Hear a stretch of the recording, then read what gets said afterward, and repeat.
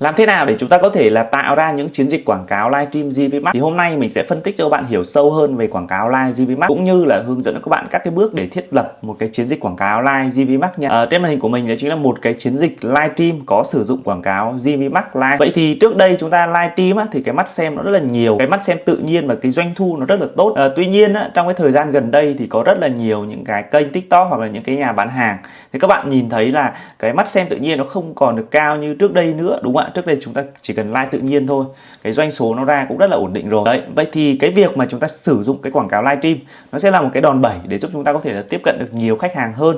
Và trong những cái thời điểm mà shop của chúng ta đã có cái nền tảng tốt rồi và chúng ta muốn phủ sóng nhanh hơn hoặc là đẩy đơn thì chúng ta sẽ có thể sử dụng quảng cáo live GPMax. Các bạn có thể nhìn thấy ở trên màn hình thì mình đang phân tích một số những cái phiên live. Ví dụ những cái phiên live tự nhiên không có sử dụng quảng cáo live GPMax thì doanh thu nó chỉ khoảng 1,4 triệu, 3 triệu cho đến khoảng tối đa là khoảng 5 triệu thôi.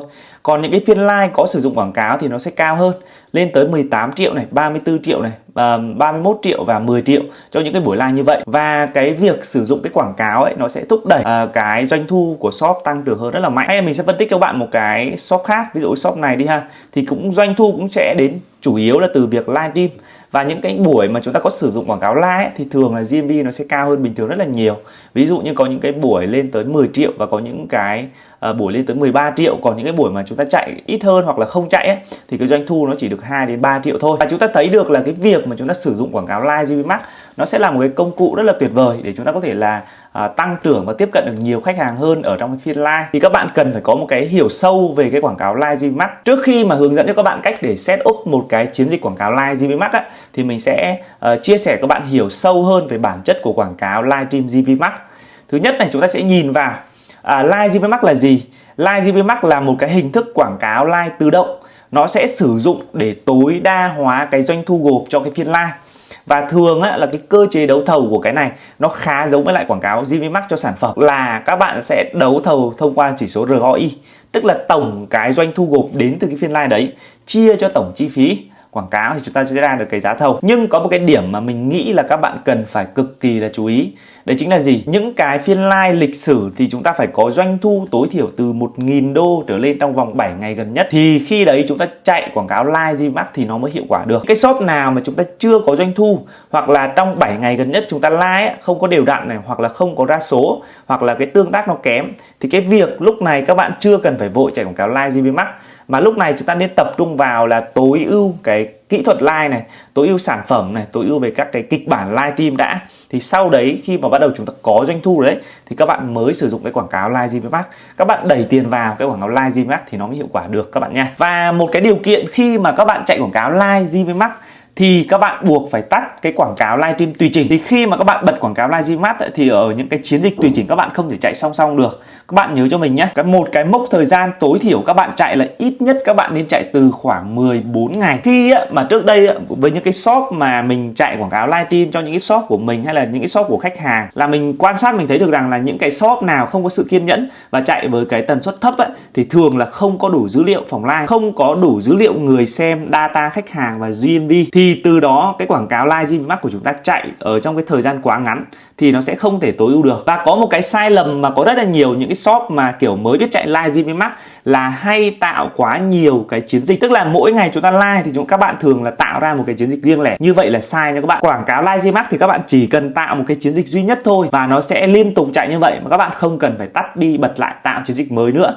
mà mỗi ngày các bạn chỉ cần làm là tạo đúng một cái chiến dịch duy nhất. Tí nữa thì mình sẽ hướng dẫn cho các bạn cách để chúng ta thiết lập từng cái bước quảng cáo live GPMax như thế nào. Thì nó cũng chỉ có 1-2 bước thôi, nó khá là đơn giản. Nhưng cái quan trọng nhất là chúng ta phải biết được là cái cơ chế hoạt động này, thứ hai nữa là doanh thu bao nhiêu, thời gian chạy là bao nhiêu. Và một cái điều cực kỳ là quan trọng nữa là các bạn nên test tối thiểu là từ 3 cho đến 5 ngày. Có một số bạn chạy quảng cáo live GPMax thì trước đây chúng ta chưa chạy bao giờ, sau đấy các bạn chuyển qua chạy quảng cáo live thì thường là các bạn có cái thói quen chạy theo kiểu cũ, là chúng ta chạy trong tùy chỉnh, là các bạn sẽ chạy đâu đấy khoảng 1 tiếng, 30 phút, 1 tiếng, 2 tiếng gì đấy, rồi các bạn tắt quảng cáo, đúng không ạ? Thì đấy là cái hình thức quảng cáo LSA, tức là chúng ta chạy quảng cáo livestream ở trong cái quảng cáo tùy chỉnh thì chúng ta thường set up theo mấy tiếng đấy, chúng ta chạy xong chúng ta tắt. Ngày hôm sau thì các bạn lên chiến dịch mới, lên live mới thì các bạn lại tạo chiến dịch mới, đúng không ạ? Nhưng khi mà chúng ta chạy quảng cáo live GPMax thì nó lại khác, là khi mà chúng ta tạo duy nhất một chiến dịch Thời gian chúng ta chạy tối thiểu là 14 ngày và thời gian test thấp nhất là đề xuất thì các bạn nên chạy ít nhất là từ 3 đến 5 ngày. Thì lúc đấy bắt đầu cái AI nó bắt đầu nó hiểu cái tệp khách hàng và bắt đầu phòng live của bạn nó có cái doanh thu ấy, thì lúc đấy các bạn mới thấy được là cái quảng cáo live GMAX nó sẽ tối ưu hơn rất là nhiều ha. Còn các bạn không nên chạy với một mức ngân sách nó quá bé hoặc là thời gian test quá ngắn, thì lúc đấy là nó sẽ bị giảm cái hiệu quả của chiến dịch ra. Các bạn nhớ nhé, đây là một trong những cái điều cực kỳ là quan trọng trong quá trình chúng ta chạy quảng cáo live GMAX. Và khi mà chúng ta chạy quảng cáo live GMAX thì những cái traffic từ cái video gắn giỏ hàng hay là những cái video to live, tức là những cái video đấy người ta xem, thì các bạn sẽ đẩy được cái traffic toàn shop lên rất là mạnh. Các bước để có thể là tạo một cái chiến dịch quảng cáo livestream GMAX thì bây giờ mình sẽ hướng dẫn các bạn cách để chúng ta thiết lập từng bước. Và trước khi mà đi vào cái phần thiết lập ấy, thì chúng ta phải có TikTok Shop và chúng ta cần phải có một cái tài khoản quảng cáo, đúng không ạ? Thì ở đây mình đã có sẵn một cái shop rồi. Tuy nhiên cái shop này đang chạy quảng cáo live GMAX rồi. Thế nên là mình sẽ sử dụng một cái shop mới để hướng dẫn cho các bạn cách để liên kết cái shop này vào trong cái tài khoản quảng cáo để chúng ta chạy nha. Bước đầu tiên thì sau khi mà các bạn đã có shop xong rồi thì chúng ta phải có cái tài khoản quảng cáo. Và hôm trước ở những cái nội dung trước thì mình đã hướng dẫn các bạn cách để chúng ta tạo tài khoản quảng cáo, tạo trung tâm doanh nghiệp rồi. Vậy thì các bạn có thể thấy được là khi mà các bạn muốn, bây giờ này mình sẽ làm một cái thao tác là liên kết cái BC TikTok này, tài khoản quảng cáo này vào trong cái TikTok Shop và sau đó sẽ sử dụng quảng cáo live GMAX các bạn nha. Đầu tiên thì các bạn sẽ vào ở trong cái TikTok Shop của chúng ta, tức là ở trong cái seller TikTok, và các bạn sẽ truy cập vào trong cái phần là cái tab marketing. Và các bạn sẽ truy cập vào đúng cái phần là quảng cáo cửa hàng. Lúc này thì các bạn sẽ bấm vào cho mình ở cái phần là quản lý tài khoản nha. Và các bạn thấy là trong cái trường hợp mà các bạn chưa có tài khoản quảng cáo thì các bạn sẽ bấm vào cho mình cái nút là kết nối tài khoản hiện có nhé. Và ở đây thì các bạn sẽ nhập ID của tài khoản quảng cáo muốn kết nối vào. Ví dụ như bây giờ thì mình sẽ tiến hành là liên kết. Mình sẽ vào ở trong cái BC TikTok, tức là trung tâm doanh nghiệp. Mình sẽ vào trong cái phần là tài khoản quảng cáo và mình sẽ lựa chọn một cái tài khoản quảng cáo. Ví dụ như là mình sẽ sử dụng cái con tài khoản có tên là Tipono này, USD này để mình tiến hành là link với shop.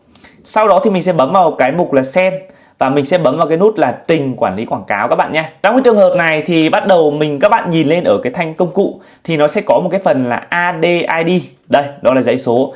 ID này được gọi là cái số định danh cái tài khoản quảng cáo ấy, thì các bạn sẽ tiến hành là sao chép cho mình cái ID này nhé. Sau đó thì các bạn sẽ tiến hành là quay lại cái TikTok Shop ở cái mục kết nối tài khoản hiện có. Lúc này các bạn sẽ tiến hành là dán ID quảng cáo vào và các bạn sẽ tiến hành ấn vào nút là, thì các bạn ấn Enter ấy, thì nó sẽ hiện ra cái mục là kết nối tài khoản. Lấy lúc này các bạn bấm vào đây kết nối tài khoản nhé và chúng ta sẽ ấn vào nút tôi đã hiểu. Và khi các bạn thực hiện cái thao tác đấy thì các bạn quay lại cái trung tâm doanh nghiệp ấy và các bạn sẽ chờ khoảng từ 2 cho đến 3 phút sau chúng ta tải lại trang thì nó sẽ hiện ra cho chúng ta một cái thông báo để đồng ý nhé. Đây. Sau khi mà các bạn gửi yêu cầu liên kết xong thì các bạn sẽ bấm vào chuông thông báo. Nó sẽ có cái phần ở cái biểu tượng như cái cặp sách của chúng ta ấy, thì nó sẽ có một cái phần là yêu cầu quyền truy cập vào tài khoản quảng cáo. Các bạn click vào đây giúp mình. Và lúc này các bạn ấn vào nút là chấp nhận để tiến hành là liên kết cái shop, liên kết cái shop của chúng ta vào trong đúng cái tài khoản quảng cáo. Vậy thì sau khi mà chúng ta liên kết xong thì các bạn có thể thấy các bạn sẽ tải lại nhé, bằng cách là ấn vào nút mũi tên xoay tròn này. Chúng ta F5 lại cái trang của chúng ta. Thì lúc này các bạn sẽ thấy là ở trong cái phần này nó sẽ có một cái phần là thay đổi tài khoản GMAX. Thì lúc này các bạn sẽ click vào đúng cái tên tài khoản mới. Thì ở cái tài khoản là mình vừa kết nối là tài khoản gì ạ? Có tên là Tipono USD68 đúng không ạ? Và ID là đuôi là 7792. Thì lúc này mình sẽ click vào cái tài khoản này và ấn nút xác nhận nhé. Tương tự bây giờ thì mình sẽ đến cái phần là tài khoản quảng cáo chính. Thì lúc này các bạn cũng phải ấn vào nút là thay đổi tài khoản quảng cáo chính. Và các bạn phải sử dụng đúng cái tài khoản mới, đó chính là Tipono USD, tức là cái tài khoản mà mình vừa liên kết xong. Và các bạn sẽ tiến hành là bấm vào cái nút để xác nhận. Sau khi các bạn đã tiến hành là bấm vào cái nút để xác nhận này rồi thì lúc này các bạn bấm nút mũi tên quay lại nhé. Bây giờ thì các bạn có thể bắt đầu tạo một chiến dịch chạy quảng cáo live GMAX. Sau khi mà các bạn liên kết xong thì đến bước này các bạn hoàn toàn có thể là tạo cái chiến dịch quảng cáo live GMAX ngay ở trong cái Seller Center, tức là ở trong cái TikTok Shop của chúng ta được luôn rồi. Tuy nhiên thì mình vẫn khuyên các bạn là nếu như các bạn được thì các bạn nên chạy ở trong cái phần là trình quản lý quảng cáo thì nó sẽ chuyên nghiệp hơn và nó sẽ có nhiều cái thông tin hơn. Cái tính năng này thì các bạn sẽ bấm vào nút là quảng cáo GMAX này, nó có chữ là GMAX ở trên menu của chúng ta. Các bạn sẽ chọn vào cái shop mà các bạn muốn chạy quảng cáo nhé. Ở đây mình chọn cho cái shop là Lê Duy Hiệp Agency này để mình làm mẫu cho các bạn nhé. Khi mà các bạn vào đây rồi thì các bạn có thể thấy được là cái giao diện ở trong cái TikTok Shop và ở trong cái giao diện của trình quản lý quảng cáo thì cơ bản là nó khá giống nhau và bản chất nó là một nha các bạn. Chẳng qua là mình đã liên kết cái tài khoản này vào rồi, đúng không ạ? Mình liên kết qua cái trung tâm doanh nghiệp rồi. Thì bây giờ mình hoàn toàn có thể là sử dụng cái tài khoản là Tipono USD68 này để chạy quảng cáo. Rồi, vậy thì khi mà các bạn chạy quảng cáo thì mình vẫn khuyên các bạn là nên sử dụng ở trong cái trình quản lý quảng cáo như trên màn hình của mình ha. Đấy, có một số bạn thì sẽ tạo ở trong này. Tuy nhiên, khi mà các bạn tạo ở trong này thì các bạn chỉ chạy được cái kênh chính thức thôi. Đấy, các bạn có 2-3 kênh TikTok thì các bạn không thể chạy hết được. Mình lấy ví dụ như shop của mình hoặc là một số shop của khách hàng ấy, tức là họ sẽ có một cái kênh chính, kênh chính thức ấy, và có 4 đến 5 kênh tiếp thị liên kết và live một lúc nhiều kênh. Như vậy làm thế nào để có thể chạy một lúc 5 kênh luôn chứ không phải là chạy một kênh duy nhất, đúng không ạ? Thì chúng ta sẽ sử dụng ở trong cái trình quản lý quảng cáo tùy chỉnh. Với điều kiện là các bạn phải liên kết đây, tức là ở trong cái phần tài sản này nhé. Với điều kiện thì các bạn phải liên kết cái tài khoản TikTok. Tức là ví dụ như bây giờ mình có một cái shop về mắt kính nhưng mà mình có 1, 2, 3, 4, 5 kênh và mình muốn chạy quảng cáo livestream cho cả 5 kênh này luôn. Thì mình phải là gì ạ? Phải liên kết cái tài khoản TikTok này vào trong cái trung tâm doanh nghiệp. Sau đó thì mình có thể chạy quảng cáo live GVMAX cho được rất là nhiều kênh khác nhau. Để tạo quảng cáo GVMAX thì bây giờ mình sẽ ấn vào nút tạo quảng cáo GVMAX nha các bạn. Và ở phần này thì chúng ta sẽ có cái phần là quảng bá live. Thì ở đây chúng ta đã học cách chạy quảng cáo live GVMAX thì các bạn click vào cho mình mục quảng bá live. Lúc này ấy, trong cái trường hợp mà các bạn muốn chạy cho nhiều kênh đi, đúng không ạ? Thì các bạn nhớ là chúng ta phải liên kết tất cả những cái kênh mà các bạn muốn chạy quảng cáo vào trong cái trung tâm doanh nghiệp này. Sau đó thì nó sẽ hiện tất cả những cái nguồn like. Ví dụ như mình có một cái kênh chính thức và có khoảng 2 kênh phụ đi. Kênh Lê Duy Hiệp Agency này là kênh chính thức và 2 kênh này là kênh phụ. Thì ví dụ như bây giờ là các bạn cứ tưởng tượng là bây giờ các bạn có một kênh chính thức và có 2 kênh tiếp thị liên kết và các bạn muốn chạy một lúc là cả 3 kênh luôn thì các bạn có thể tạo được 3 cái chiến dịch. Bây giờ thì mình sẽ chạy cho kênh chính đầu tiên. Tiếp đến là mục doanh thu gộp. Thì ở đây ấy, thì TikTok họ sẽ đề xuất cho chúng ta một chỉ số ROI, ví dụ như họ đề xuất bằng 2. Tuy nhiên nếu như đề xuất bằng 2 thì nó quá thấp và sẽ khiến cái doanh thu của mình bị lỗ. Với cái việc là chi phí marketing của mình sẽ rơi vào khoảng 20%. Thế nên là tối thiểu thì mình sẽ đặt ROI bằng 5. Tất nhiên là nếu như chúng ta đặt ROI quá cao, ví dụ như chúng ta đặt ROI bằng 10 đi, thì có khi là nó sẽ cắn rất là chậm. Các bạn phải tính xem là chi phí marketing và quảng cáo của bạn chiếm bao nhiêu % ở trên doanh thu. Và mỗi sản phẩm và ngành hàng sẽ có một cái công thức để chúng ta tính cái ROI khác nhau. Thôi mình sẽ để bằng 5 nha các bạn. Ngân sách hàng ngày này, tức là mỗi ngày thì các bạn sẽ bỏ ra bao nhiêu tiền để quảng cáo livestream. Ví dụ như mình mỗi ngày mình sẽ chi tối đa là khoảng 1.000 đô. Thường là các bạn sẽ đặt cái này cao hơn bình thường một chút để cái quảng cáo của chúng ta nó sẽ được phân phối tốt hơn. Cuối cùng thì các bạn chỉ cần bấm vào cho mình một cái nút rất là đơn giản là nút phát hành là xong. Sau khi mà các bạn đã thiết lập xong thì các bạn có thể bấm vào nút truy cập vào danh sách chiến dịch. Thì cái chiến dịch quảng cáo live của bạn nó sẽ nằm ở trong cái phần là tối đa GMV phiên live. Và khi mà các bạn bật cái này lên thì mặc định là chúng ta sẽ tạo và chúng ta chỉ tạo một cái chiến dịch duy nhất thôi. Các bạn sẽ để từ ngày này qua ngày khác mà các bạn không cần phải tạo ra chiến dịch mới nữa. Việc của các bạn sau khi mà tạo cái quảng cáo live GVMAX này là các bạn chỉ cần lên live và các bạn theo dõi cái hiệu quả ở trong cái trình quản lý quảng cáo là được nha các bạn. Và ở đây mình hoàn toàn có thể chạy một lúc cho nhiều kênh khác nhau. Ví dụ như ở đây mình có thể chạy thêm cho một cái kênh khác. Đấy, một cái kênh phụ nhá, kênh Lê Duy Hiệp Vlog này là một cái kênh phụ. Và có thể là mình sẽ để ngân sách bé hơn và bấm nút phát hành là xong nha các bạn. Đối với kênh này thì mình sẽ chạy một mức ngân sách bé hơn, có thể là kênh phụ hoặc là kênh tiếp thị liên kết. Và các bạn có thể thấy là bây giờ thì mình đã tiến hành tạo ra 2 cái chiến dịch quảng cáo khác nhau rồi. Và sau khi các bạn tạo xong mà các bạn chưa phát like thì nó sẽ hiện như cái mục là không phân phối, tức là chúng ta chưa có phát like. Và khi các bạn bắt đầu phát like thì bắt đầu quảng cáo nó sẽ hoạt động và nó sẽ bắt đầu là cắn tiền. Và bắt đầu chúng ta sẽ theo dõi coi là cái ra bao nhiêu đơn này, chi phí mỗi đơn hàng là bao nhiêu. Thì từ đó các bạn sẽ biết cách để chúng ta tính toán về cái chi phí và lợi nhuận. Như vậy thì mình đã hướng dẫn cho các bạn cách để chúng ta hiểu về cái quảng cáo live GVMAX. Và thông thường là chúng ta phải live có doanh số rồi. Mình nhắc lại một chút, khi mà các bạn chạy quảng cáo live GVMAX tức là lịch sử của chúng ta nên là những cái phiên live đã có doanh thu rồi.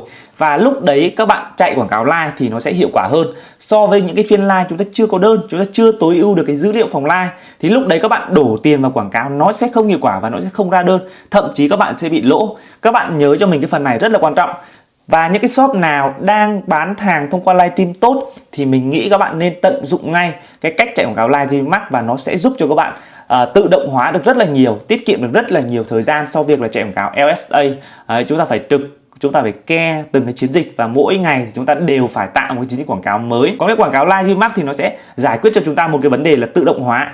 Chúng ta chỉ cần tạo một cái mức ngân sách phù hợp với cái shop của bạn. Ví dụ như shop của tôi, mỗi ngày tôi live tôi sẽ đặt cài là tối đa 1.000 đô cho cái ngân sách. Tôi đặt ROI là khoảng bằng 5, đúng không ạ? Tức là chi phí quảng cáo của tôi là tối đa khoảng 20%. Và việc của tôi còn lại cho tôi phải làm đó chính là tối ưu cái phiên live, tối ưu về sản phẩm, tối ưu các cái chương trình khuyến mãi và voucher để thu hút được nhiều những cái khách hàng vào trong live stream của chúng tôi. Đúng ạ. Và các bạn nhớ nhá, ngoài cái việc là chúng ta live tốt thì các bạn nên xây dựng cái số lượng video có gắn giỏ hàng và link vào shop nhiều ở trên kênh chính mà chúng ta đang live đấy, để nó tăng được cái traffic cho cái phòng live. Và khi mà cái nguồn traffic của chúng ta càng lớn thì có nghĩa là gì? Là cái kênh của bạn nó sẽ càng thu hút được nhiều cái lượt xem và lượt chuyển đổi. Từ đó quảng cáo live của bạn nó sẽ thu hút và tăng được cái ROI rất là tốt ha. Và video này thì mình cũng đã hướng dẫn cho các bạn về cái cách để chúng ta có thể set up một cái quảng cáo livestream GVMAX. Và hy vọng là video này mình đã chia sẻ về cái góc nhìn chuyên sâu và giúp cho các bạn có thể tạo ra được một chiến dịch quảng cáo live GVMAX hiệu quả, và hãy thực hành ngay hôm nay để có kết quả ngay nhé.